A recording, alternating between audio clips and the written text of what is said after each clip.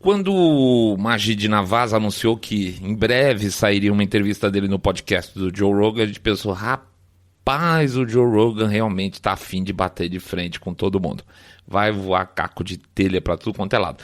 E ao mesmo tempo a gente deu o nome do episódio dizendo que o Majid Nawaz vai ser a próxima vítima, porque ele também não era muito conhecido do público americano, tá? Então vai ser agora, tá? Vai tomar muita porrada. Olha, eu posso dizer para vocês com certeza que é difícil ter admiração por pessoas, é verdade. É difícil mesmo. Geralmente eu admiro muito ideias, argumentos, princípios, mas eu tenho uma certa dificuldade em admirar pessoas. Mas quando certas pessoas expressam suas ideias, seus argumentos, princípios aí com uma exatidão, e você percebe que esse discurso não é só capa de gordura para deixar o bife gostoso, sabe como é que é? É um pacote verdadeiro, que não é só show para as pessoas ficarem empolgadas, aí sim você vai me ver, tá? Ou até mesmo o Mr. Way, que é até mais iconoclasta que eu, e o Rogerão empolgados com uma pessoa. Uma das pessoas que a gente tem tido chance de acompanhar, já faz alguns anos, então, é o Majid Nawaz. Apesar da gente não concordar definitivamente com tudo que o cara fala, o sujeito é de uma coerência e uma consistência aí meio absurda, tá? E aí é que tá. Isso exatamente é o que o establishment detesta. Detesta gente assim, porque é gente de cabeça livre, que não se dobra, é gente que questiona o que tem que questionar, quando ele acha que tem que questionar, isso é uma questão dele. Quando acha que as coisas não estão suficientemente explicadas, ele vai lá e pergunta, mas por que isso? E aí o pessoal não gosta, né? Isso tudo vem aí dentro desse mesmo período em que o Joe Rogan está sendo considerado aí um monstro, né? Está sendo apedrejado, e mostra que ele, então, nesse caso, o Joe Rogan está a fim de manter a coerência dele também. Então, ponto para ele. É um pouco sobre essa entrevista, e a gente também vai chegar... Aliás, a gente vai chegar numa situação muito rara hoje, que vocês sabem, a gente não gosta até de falar de política brasileira, mas dessa vez vai, tá? Então nós vamos falar sobre o Majid Nawaz e essa correlação que a gente viu no final das contas com a nossa política brasileira. Daqui a pouco a gente volta.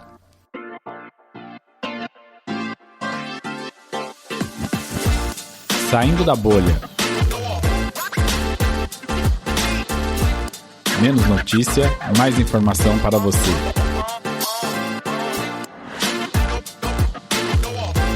Majid Nawaz, a próxima vítima. Bem-vindos ao Saindo da Bolha, esse é o nosso episódio 116, é isso aí, 116. Vamos fazer como de costume agora, um jabá rapidinho para vocês darem uma mão pra gente, divulgando e melhorando aí a nossa posição nas listas de podcast por aí afora. A gente pede, como sempre, para vocês entrarem lá no site www.saindabolha.com.br, clicar no botão follow desse podcast, ou seguir a gente, Spotify, Podcast Addict, Apple Podcast. Pede também para fazer o famoso boca a boca sarado, dizendo que vocês estão acompanhando aí um podcast de cabeça direita limpinho, supimpa, que detesta, abomina, tem coceira, urticária com o politicamente correto. E finalmente, fazer aquela parte muito importante, lembrar que a gente tem aí um Pix para vocês darem uma mão pra gente, para poder continuar com o nosso trabalho. Vamos lá, o Pix fica sempre, o código dele, né, fica sempre nas postagens que a gente faz pelas redes sociais, e também tem o QR Code que fica lá, aparecendo sempre nos nossos vídeos lá no YouTube, né? Nossos vídeos animadíssimos, né? Que fica só aquela ondinha lá. Que, aliás, vai até sair daqui a uns dias também. Vai ficar até sem ondinha. O negócio tá difícil. Então, assim, a gente pede, como sempre, por favor, 1, 2, 5, 10 reais, 1 bilhão de reais. Qualquer coisa ajuda. Pingado não é seco. E sim, puxa vida, se eu sair da bolha, eu tive uma ideia. Vou dar R$1 por episódio. Tá fechado, gente. Ajuda muito mais do que vocês podem imaginar. Tá bom? Muito obrigado para todo mundo que tem colaborado. Vamos pra frente. Vida que segue. Majid Nawaz. Acho que vale a pena apresentar então o nosso personagem um pouco. Para quem não conhece, o Majid Nawaz acabou de tomar um pé na bunda lá na LBC, né, LBC, que é a maior rede de rádio britânica, que por sinal era um dos lugares onde a gente acompanhava deles no canal do YouTube da LBC. eles mostravam de vez em quando alguns clipes do programa do Magid Navas, principalmente na parte em que ele abria o telefone para perguntas dos telespectadores, dos ouvintes, da verdade. Ele fazia geralmente um monólogo de abertura e depois deixava o telefone correr e pau na máquina, tá? Peito aberto, respondendo tudo que viesse. Muito legal. Pois o Magid Navas tem sido muito crítico a todo esse processo relacionado à Covid, do lockdown até a obrigatoriedade de vacina. E ele mesmo se diz duplamente vacinado, portanto, não é um anti-vax, como as pessoas gostam de falar agora. Dessas críticas, inclusive, aos laboratórios farmacêuticos, vem então o pé na bunda dele, depois de muito tempo de rádio. Ele não pode entrar em detalhes por questões contratuais, também não estamos interessados. E tem um ponto interessante, é o seguinte: ele não está fazendo mimimi publicamente por causa disso. Não tá, eu sou uma vítima, puta, mundo injusto, meu. Não faz, não espera isso do cara. E inclusive também, não espere, e ele não vai fazer, ele não pediu desculpas, ele não vai abrir, como eu disse, os fatos em relação a questões contratuais, mas não está se colocando de vítima. Eu estou me sentindo tão mal, não espero nada disso. Ele está simplesmente tocando a vida com projetos novos e vai tocar, vai estar um pouco no Getter, se não me engano, ele vai eu não lembro, acho que ele vai para o Odyssey, ele não vai para o YouTube. E escreve no Substack. São as 3 fontes de informação que ele vai manter. A vida do cara, gente, lá pra trás, a vida em geral dele é uma loucura, tá? Ele, pensando aí em termos de histórico, ele é britânico, tá? De família de origem paquistanesa, tem carão de paquistanês mesmo. Sofreu pra caramba em conflitos étnicos aí na infância, questão literalmente racial, vamos chamar assim, quando era pequeno na Inglaterra, mas não espere dele ficar falando de racismo sistêmico, isso é muito interessante. Ele concorda, óbvio, como todo mundo concorda, que existe sim racismo, claro, mas se você falar para racismo sistêmico, ele fala que não na hora. Dessa infância, então, turbulenta, ele acabou entrando por um grupo muçulmano radical chamado... Eu não vou conseguir, eu vou acabar com o nome do grupo. Mas alguma coisa em torno de Hizb ut-Tahrir, sei lá. Para ele, naquele momento, na juventude dele, a única coisa que ele conseguia pensar 24/7 na cabeça dele era como destruir o Ocidente. Nossa, tá? Era uma causa única, era uma causa pessoal. Ele almoçava, jantava, dormia e sonhava com isso.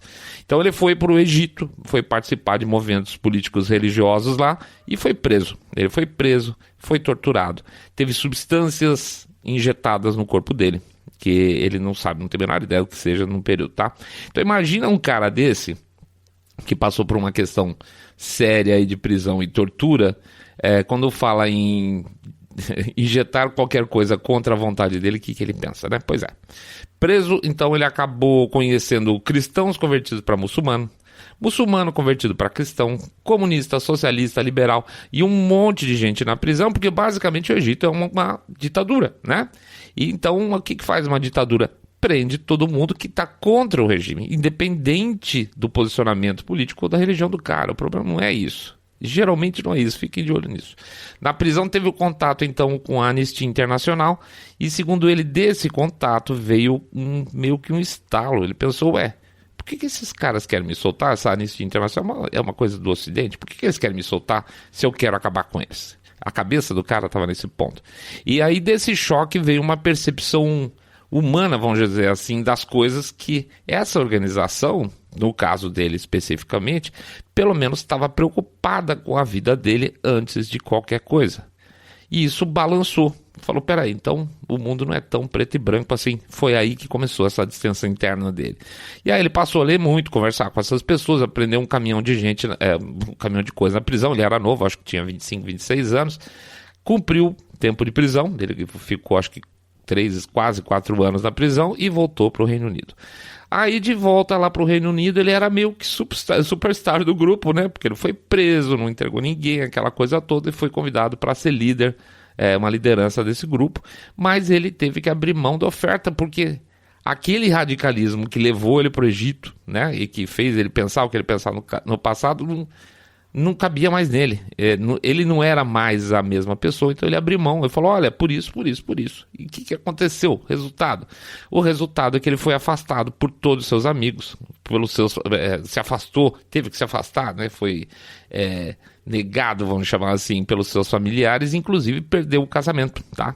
Então tá lá ele, depois de voltar de 4 anos de cana, praticamente, volta para sua terra natal e perde todas as suas referências e tem que começar a vida dele de novo, literalmente do zero, né? Resetado, formatado e sem ninguém para compartilhar esse novo momento e as novas ideias dele.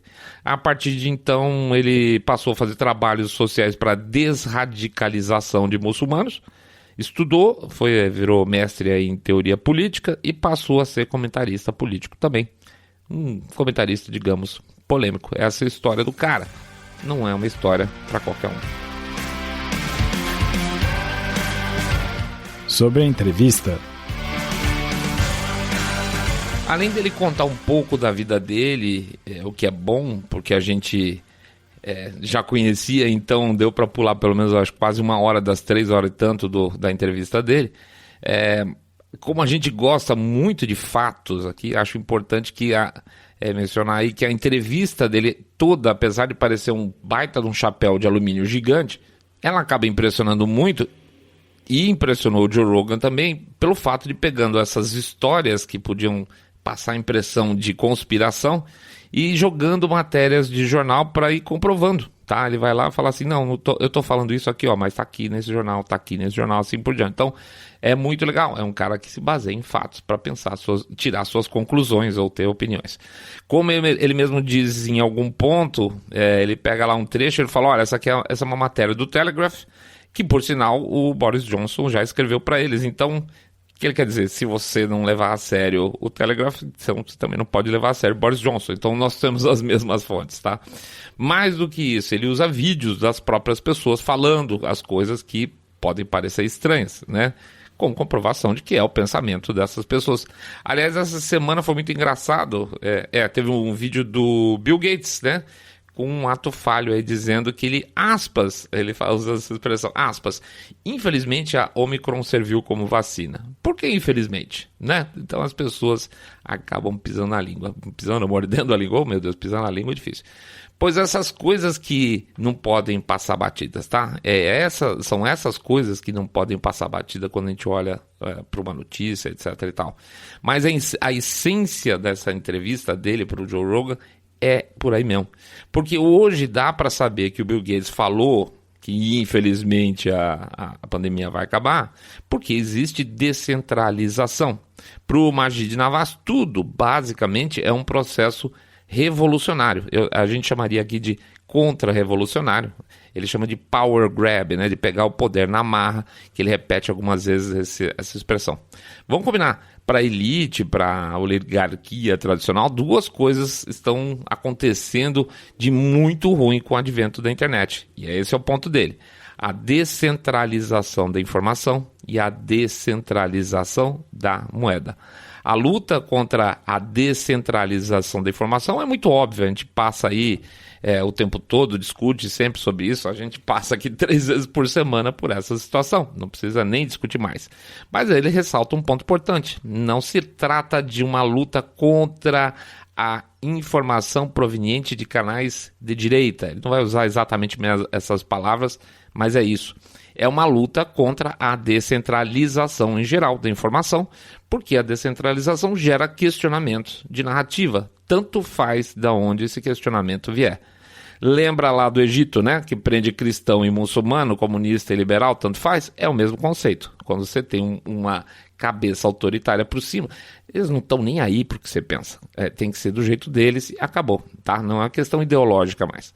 O segundo ponto é a descentralização da moeda e o aspecto mais evidente e recente é a ação do governo canadense, né? No caso dos caminhoneiros, que saiu correndo para fazer o quê? Para segurar as doações que estavam sendo feitas em criptomoedas, por exemplo, os bitcoinhos, né? Como diz o Renan Calheiros. Aliás, ele falou bitcoinhos e o quê? Criptomoedas, os bitcoins e criptomoedas em geral, né?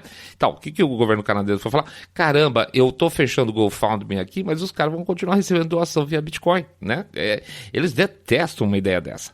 Portanto, na entrevista dele, aí do Magid Navaz para o Joe Rogan, a tônica foi mostrar que todo esse processo é basicamente uma tentativa de retomada de poder, ou seja, para ele uma revolução, ou na nossa visão, uma contra-revolução. E eu não consigo concordar mais. Mas, e os fatos? A gente falou que ele fala muito em fatos. Muito bem, o que ele faz? Vamos pegar algumas coisas que ele mostra lá. Por exemplo, ele fala sobre o Grande Reset, que era considerado uma coisa cabulosíssima lá atrás, mas que hoje está tudo escancarado. Se fala abertamente em Grande Reset, tem o livro do Klaus Schwab, falou-se abertamente em Grande Reset na última reunião, tem até veículos de mídia tradicional defendendo, não é tão ruim assim. Então, o Grande Reset é um caso típico de coisas que eram consideradas teorias conspiratórias lá atrás e hoje estão absolutamente abertas aí. Ele cita, por exemplo, a infiltração do Fórum Econômico Mundial abertamente, com matéria de jornal, aquela coisa toda, aliás, nesse caso em vídeo, pelo Klaus Schwab, nos governos nacionais. E ele tem um videozinho lá, que algumas pessoas já devem ter visto, ele falando assim, eu estou muito feliz com essa nova geração de líderes que estão aparecendo por aí afora. Praticamente metade do gabinete do Canadá é de pessoas ligadas a nós do Fórum Econômico Mundial. Ele fala na lata, abertamente. Aliás, ele fala o seguinte, ele fala no Canadá e na Argentina. Tá? Ele fala isso claramente. E o Magid Navaz acrescenta que o Tony Blair é um cara muito ligado à mesma agenda do Fórum Econômico Mundial, então ele tenta empurrar isso para dentro também da Inglaterra. Então os caras estão tentando fazer as coisas do jeito dele, abertamente, com notícia de imprensa, com vídeo dos caras falando escancaradamente. Ele fala também, por exemplo, das operações aí, de geração de pânicos, PSYOPs, né? Geração de pânico propositais. E ele cita pelo menos alguns casos interessantes relacionados com isso. Tem, por exemplo, o grupo de apoio lá de aconselhamento ao governo britânico, chamado SAGE, né?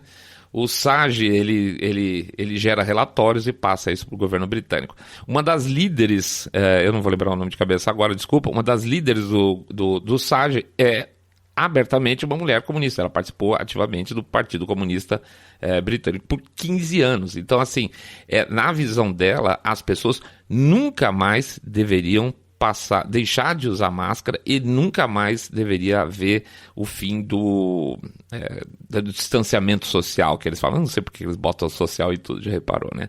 Quer dizer, a gente sabe. Então, basicamente, ela diz o seguinte, não, máscaras para sempre, distanciamento social para sempre. É uma líder do partido, é uma comunista de carteirinha que está tentando sabotar a coisa ali por trás, tá? Tem uma matéria, vou ver se acho, vou cavar porque é uma coisa mais ou menos antiga, que mostra a estrutura do SAGE. Então você imagina que o SAGE é um órgão de aconselhamento relacionado à pandemia para o governo britânico. A menor parte do SAGE, dos membros do SAGE, são médicos pesquisadores. Tem comunicação social, cientista social, não sei o que lá, social, essa porcaria da... Olha ela aí. Você fala comunista, ela late, não... Mas vamos lá. O que mais? Ele tem depoimento de ex-membros do SAGE, tá? E esses ex-membros falam o seguinte, olha, sacanagem, viu? Sabe o que a gente fazia? A gente fazia uns relatórios malucos aí pro governo britânico espalhar terror pra gente ter o controle da situação. Então os próprios membros do SAGE, que hoje são, vamos dizer assim, dissidentes desse princípio, falam abertamente sobre essas técnicas, tá? Tem um caso também que ele cita, muito interessante, desconhecia, de um membro do 77º Regimento lá do Exército Britânico, que na verdade é um regimento relacionado com trabalhos de contra-informação, interferência em informações digitais, etc. e tal, que se aposentou. Agora você pega o nome do cara que se aposentou, que era um bambambam da coisa, e ele basicamente era um cara que foi contratado uma época pelo Twitter. Olha só, então era um cara de contra-informação e tudo mais do governo que trabalhava dentro da própria estrutura do Twitter. Imagina o que não acontece lá dentro, né? O que mais? Sim, tem um caso muito interessante que ele cita e fala a importância de você ter informações decentes para você poder questionar as coisas de uma maneira direta, e não gerar mais rejeição em coisas que eventualmente não deve gerar rejeição. Nunca se falou em rejeição sobre vacina, vamos combinar. Mas hoje se fala. E aí o que você tem? Ele cita um caso que aconteceu no Paquistão alguns anos atrás, há bons tempos atrás, na época do Bin Laden ainda, para falar a verdade, que a CIA montou, e isso assim, vazamento, imprensa e tudo mais, tá? Não é chapéu de alumínio não, pode botar à vontade aí, só se sentir mais confortável, mas a história é essa. A CIA montou um teórico programa de vacinação no Paquistão, onde eles não estavam vacinando porra nenhuma, onde eles podiam pegar DNA de pessoas que eles teoricamente estavam vacinando para tentar achar ligações com a família do Bin Laden. Olha que coisa maluca, ou seja, você movimenta não só um país, mas você prepara a questão de saúde pública do país para as pessoas se sentirem protegidas, e seu único objetivo é o quê? Captação de DNA. E aí, o que acontece? Quando descobrem que vazou isso aí, as pessoas ficaram furiosas e perdem a confiança no quê? Na vacinação, né? Basicamente, perdem confiança na vacinação. Tanto perderam confiança e ficaram furiosos que eles passaram a queimar postos de vacinação no Paquistão, porque eles ficaram uma pistola. E isso, obviamente, não é uma coisa que eticamente se faz. Vamos lá, né? Vamos combinar. Então tem um ponto muito legal também, que honestamente é excelente em termos de argumento, para mim pelo menos, que quando o Joe Rogan pergunta para ele, mas eu não posso acreditar que tudo isso está sendo feito para o nosso bem, que essas pessoas são super bem intencionadas, elas querem meter medo sim, mas elas querem meter medo porque eles acreditam efetivamente que esse processo de vacinação vai ser fundamental, vamos dizer, até para a sobrevivência da raça humana, sei lá, vamos botar isso numa escala muito grande, então não tem jeito, tem que mentir mesmo. E a resposta dele é muito bacana, porque ele fala uma coisa, sim, que isso pode ter gente lá no meio que está fazendo isso com a perspectiva, vamos dizer assim, pela cabeça da boa intenção, mas que a gente não pode esquecer que as pessoas boas pessoas de verdade podem fazer coisas muito, muito ruins, independente das suas intenções. A gente não pode esquecer, por exemplo, que na época lá, no passado, as pessoas achavam, que bom, ainda bem que aqueles caras lá queimaram aqueles bruxos lá, né? Ainda bem que aquele cara que tinha falado aquele negócio nada a ver sobre o sistema solar vai ser queimado aí, porque é um herege, é um cara terrível. Talvez o cara que mandasse queimar tivesse a melhor das intenções do mundo, mas e aí? É isso que vale? Ou seja, essa noção de bem coletivo acima do indivíduo, de novo, vai ser o nosso ponto de discussão. Não dá, né, gente? Não dá para dizer, não dá para simplesmente, como é que eu posso dizer, delegar esse tipo de situação para os outros. E muito franco, a gente não fez isso em nenhum momento. A gente teve momentos na história em que se dedurou, perseguiu, entregou os judeus para as autoridades alemãs, sabendo que nada de bom ia acontecer com eles. As pessoas sabiam que quando elas deduravam e entregavam para as autoridades, nada de bom ia acontecer com esses caras, porque elas achavam que estavam fazendo um bem para o país dela. A melhor das intenções possíveis. Cada cara que dedou um judeu que morreu, tem a velha expressão, né? Tem sangue nas mãos, né? Então, se você for pensar, eventualmente você mata com a melhor das intenções. Portanto, ainda que a pessoa acha que ela tem razão e tem todo o direito a achar que tem, que está na cabeça dela, mesmo sendo estúpida as causas, por exemplo, no nosso ponto de vista, no longo prazo, essa vontade interna pelo mal, que ela morra, né? O desejo da morte, tem que ser uma enorme barreira para qualquer tipo de carta branca que se dê para esses caras, tá? Procura aí no Twitter e vê quanta gente torcendo, defendendo morte, né? Defendendo morte desse, daquele, defendendo o que foda-se, né? Do Lula, do Bolsonaro, tá defendendo morte, tá torcendo pela morte, quer mais que morra. Eu não sei onde que isso termina, honestamente. Aliás, eu vou mais longe, a gente conheceu um cara que desejava intimamente, claramente e abertamente, com muita força, a morte da Regina Duarte. Tá? Se isso é normal, você desejar a morte da Regina Duarte, que mais que você pode imaginar? E o que vai ter na cabeça desse cara que deseja a morte da Regina Duarte se ele chegar no poder? Certo? Esse cara é um cara que eventualmente é uma pessoa que pode chegar no poder. Se um cara que deseja a morte da Regina Duarte simplesmente porque ela foi ministra do Bolsonaro, o que mais que esse cara pode desejar quando ele chegar lá? Né? Não é assim que funciona mais ou menos as coisas? Então, assim, não dá. Isso não é alguma coisa negociável. Tá? Não mesmo. Eu não vou dar carta branca e não se deve dar carta branca para a autoridade para dizer que eles me enganaram pelo meu bem. Sinto muito. A partir do momento que enganou a primeira, pode enganar para qualquer coisa. Mas voltando, tudo aponta sim para uma tentativa de retomada de poder, vamos dizer assim, de recentralização de tudo. E aí você acha, segundo ele, dois grupos muito interessados nesse tipo de coisa, que são, por exemplo, os chineses, né? No caso, o Partido Comunista Chinês, então o povo chinês, que anos tem fazendo aí operações de influência nos países ocidentais com muito sucesso, né? Inclusive, por exemplo, acabaram aí o MI5 lá, o M5 lá, que é o Departamento de Investigação, vamos dizer, o FBI deles, britânico, descobriu uma espiã chinesa que estava fazendo trabalho de, vamos dizer assim, assessoria dentro do parlamento britânico fazia muitos anos. Ou seja, na verdade, fazendo um tipo de lobby pró-China para as coisas que eram de interesse dos chineses e contra os interesses britânicos. Estava lá fazendo há muitos anos, descobriram agora.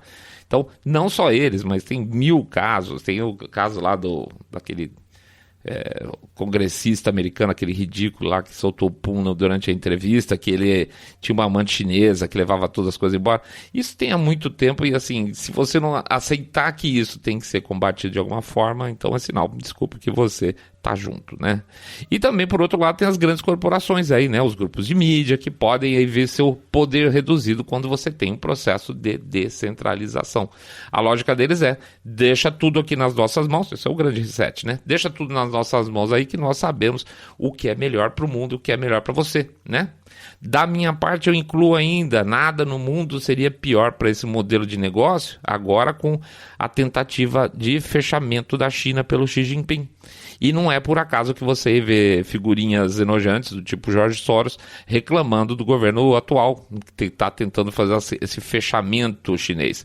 Então, assim, no fundo o que você vê é alguma coisa do tipo, olha, gente, isso não era o que a gente combinou, tá? Nosso acordo era que você ia explorar o seu povo aí produzindo coisa vagabunda a preço baixo. Nós aqui da nossa parte ia ganhar um monte de dinheiro, né? E o povão ia comprar esses nossos produtos aí, pagando com o quê? Pagando com esmola que eles vão ganhar do Estado, né? Faz um super welfare state, onde o Estado, que a própria população dá dinheiro para ela consumir bens produzidos por nós, fabricados baratos na China. É um ciclo evidente aí. É um tipo de subsídio indireto que faz as grandes fortunas ficarem cada vez mais fortes, mais robustas e cada vez mais as pessoas dependentes do Estado. Mas se fechar a China, ferrou, né? Pois é. Acontece que sempre, gente, sempre um muro, quando você tem um muro, a pressão de água acaba achando uma rachadura e começa a passar. E vamos dizer assim, a pressão não for suficiente no sentido contrário, o muro cai. Geralmente cai, graças a Deus. E as pressões populares, via de regra, são muito grandes. Numericamente, como diz o Magídio Navas, nós somos muito maiores que qualquer elite, certo? O povo é sempre mais forte. Tanto que, para ele, sempre a população acaba ganhando qualquer desses conflitos. Ele cita especificamente a questão dos uigures, né? Que, por sinal, Magídio Navas, fez uma greve de fome há um tempo atrás, lá na Inglaterra. Era uma greve de awareness, vamos chamar assim, e funcionou. Tá, funcionou. Veja, o Saindo da Bolha fez um programa sobre esse tema em setembro de 2019. O Magídio Navas fez a greve de fome dele em julho do ano seguinte. Olha só, julho do ano seguinte. E olha o silêncio da imprensa, gente. A gente falou um ano antes desse assunto, até então a imprensa continuava não falando nada. Então, só depois da greve de fome dele que a coisa começou a aparecer mais na imprensa internacional. Então, durante todo esse tempo, a grande parte da população nem imaginava que isso está acontecendo, tá? Virtualmente ninguém. Essa é a lógica dele. Ele lembra que, como extremista muçulmano, ele foi treinado indiretamente nesse tipo de coisa. como conseguir exposição de causas, como influenciar as pessoas, porque esse era o trabalho dele e da organização muçulmana dele. E isso ele pensava 24/7, portanto era um drive quase natural. Como consequência, então, ele já foi taxado de islamofóbico e de muçulmano radical ao mesmo tempo. Já foi chamado literalmente de louco e que deveria passar por tratamento psiquiátrico, coisa, aliás, que também é um padrão dos antigos tempos do comunismo soviético, né? Se você era contra o regime, melhor aspas, então, internar o cara para o bem dele, né? E para o bem de todos. O Majid Navaz deu, de verdade, gente, outra aula, dessa vez para o público americano, e isso é importantíssimo. 11 milhões de pessoas vão assistir, e eu não duvido que boa parte delas, por mais que frequentem o Joe Rogan, vão ficar aí com a cabeça aberta e assustado com algumas coisas que ele falou. Que bom, né? Que essa capilarização a partir desses 11 milhões de views aí seja mais uma pedra no sapato do crescimento desse modelão autoritário aí que estão querendo para nós. Enquanto isso, a direita brasileira... Gente, eu tenho um certo desânimo de falar de política nacional. A gente tem bastante feedback de ouvinte desanimado também com as coisas por aqui no Brasil, então a gente se sente obrigado dessa vez a entrar no assunto, apesar de não ser a nossa especialidade, longe disso, nem gosto de encostar muito. Que recado a gente queria dar? Não é possível ouvir a primeira parte desse programa, tudo que a gente tem falado lá para trás, concordar e 24 horas depois entrar no Twitter para bater boca com outra pessoa de direita. Isso aí é uma insanidade. Eu vou pegar para mim um caso clássico, que é a eleição aqui do estado de São Paulo. Faz alguns anos, não precisa voltar tanto, não tinha nenhum candidato à direita ou conservador, ou como vocês queiram chamar, sequer numa eleição desse tipo. Agora tem um apoiado o presidente e o outro não. Que bom, né, cacete? Que bom. Ah, mas estou saindo da bolha, mas está dividindo. Que divida? Na França tem 5 candidatos à direita e centro-direita nas próximas eleições presidenciais. Nem por isso é o fim da democracia francesa. Pega o seu, o que você gosta mais, vota no primeiro turno e vota no que sobrar no segundo turno. Ah, mas um tá xingando o outro. Ah, mas um não gosta do outro. Ah, mas um é traidor, outro não é traidor. São 2 candidatos. E se são 2 candidatos e não um só, é porque eles discordam de temas provavelmente importantes. É evidente, por isso são 2 candidatos e não um. Vocês acham que tudo tem que ser em bloco? Não vai rodar. É bobagem. Quanto mais representatividade tiver um determinado campo, a tendência é que ele vai ter mais candidatos, não é isso? As pessoas estão brigando dentro da direita, esquecendo que existe uma oposição ideológica. Mas sabe o que é pior? É que mesmo essa oposição ideológica, vamos chamar a esquerda, também está sendo manipulada por esses caras aí do programa na parte de cima. É a mesma coisa. Pelo amor de Deus, vão subir um andar para pensar. Vão pensar mais estrategicamente. Enquanto tem cara lá em cima tentando brigar para reduzir a influência do Fórum Econômico Mundial, por exemplo, nos países, a gente está parecendo criança aqui jogando areia na cara do outro. Não vale o esforço, não tem resultado prático, tá?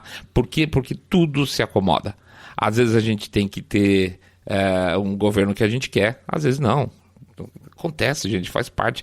E se a gente não gosta disso, não pode reclamar, então, de quem está batendo carteira na nossa democracia. Ou seja, nós temos que ser democráticos para aceitar ou para criticar quem não gosta da democracia ou que está tentando bater nossa carteira. Não dá para... Não existem as 2 posições ao mesmo tempo. Ah, meu candidato perdeu. Paciência. Meu candidato, eu queria que fosse, sei lá, o Weintraub, eu queria que fosse o Tarcísio. Paciência, não vai dar para caber os 2. Então, assim, vota num e depois vota no outro. Gente, é isso. Assim que funciona a representatividade. É isso, não tem jeito. Ninguém é obrigado a gostar de tudo e nem de tudo em blocos, sabe como é que é? A Luciana lá no YouTube, ela comentou a insatisfação dela com algo meio parecido no estilo. Ela não aceita que se passe a mão na cabeça do Putin só porque ele é anti-lacração. Isso não faz dele uma pessoa positiva. Eu concordo com ela, o Putin é um déspota, né? Não tem nada de positivo do governo dele, apesar dele ser anti-lacração. Ótimo, maravilha. Pelo menos uma, né? Lá não é uma democracia. Aliás, o Vinícius Variano, tem um cara que você segue, que tem a assinatura do Bolsonaro, que tem um perfil pró-China e Rússia. Olha que loucura que vai virando as coisas. Tá entendendo como tá tudo errado? Ah, o João gosta de um troço, então eu gosto dele. Daí, depois de um tempo, a gente descobre que o sujeito que você gostava não gosta de outra coisa que eu gosto. Então, pronto, agora ele já não é mais um cara legal, agora ele já é um traidor, ele é um comunista, sei lá. E quando você vai ver, o sujeito que está reclamando de todo mundo é um sujeito pró-China e Rússia. Tá? Esse é o tipo de loucura que a gente vai chegando. Então, gente, desculpa entrar nessa de política nacional. Não gosto mesmo. Mas vamos sair dos detalhes e vamos ser mais estratégicos, pelo amor de Deus. Tá bom? É isso aí, recadinho só, desculpe. Bom, é isso aí, pessoal. A gente agradece a presença de todo mundo. Vamos lá. Faz o nosso jabazinho aqui. Pede para entrar no site www.saindabolha.com.br, clicar no botão Follow this podcast, ou seguir a gente no Spotify, Podcast Addict, Google Podcast, Apple Podcast. Falei do Google.